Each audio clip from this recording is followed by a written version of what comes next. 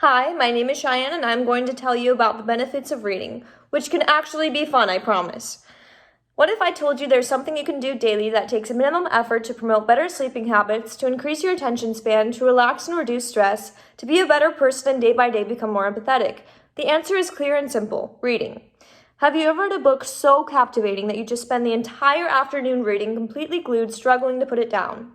Whether you answered that question with, "What's a book?" or "all the time," these reading tips will help you to thrive, to get back into the world of reading, or continue to push you more as a wholesome reader. Reading has always been an important part of my life, and I truly believe it's important to understand the values of reading. I often find myself blowing through books like crazy. If you look closely throughout my apartment, you will be able to spot various books in random places. Reading takes an important role not only in adolescents, but in adults as well, and I feel that so many people fail to recognize that. When you read, you are exercising your brain just as you would to tone and to promote muscle growth when you do yoga or go for a run. It has been proven that the occipital lobe especially becomes more efficient, which is the visual center of the brain. Processing more efficiently visually enhances better decision-making, planning, and encourages creativity. Another aspect of reading that may come as a bit of a shock is that reading boosts your social skills. Now, while this may sound counterintuitive, reading helps to better understand human emotions. Author John Python states, "The better we are at recognizing others' emotions, the better we can interact with them. That translates to more effective social skills." Reading a book does exactly this. It helps us to better socialize, which I think is pretty awesome. Reading will also reduce your stress and sometimes even allow you to transport into a whole other consciousness. If you are feeling particularly stressed out from work, family, or personal reasons, take the time to read. Even a few minutes can make all the difference. A neuropsychologist, Dr. David Lewis, makes a compelling point saying, "It doesn't really matter what book you read. By losing yourself in a thoroughly engrossing book, you can escape from the worries and stresses of the everyday world and spend a while exploring the domain of the author's imagination.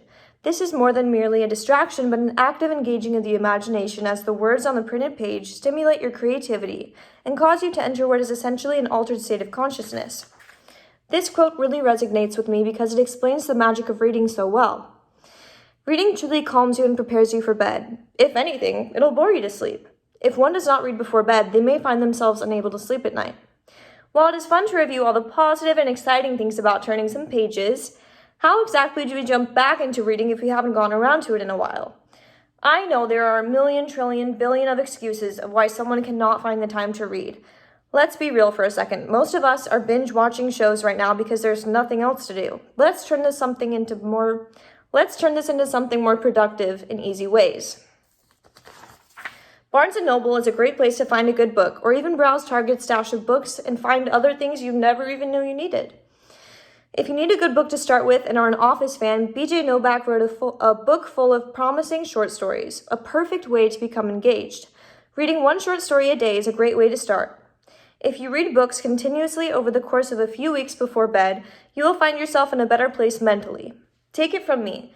I have been avidly reading before bed for a while, and the differences are amazing. Visualize yourself in a better and deeper sleep, being a more empathetic person, and regularly exercising your brain. All of this can be done through the simple task of reading.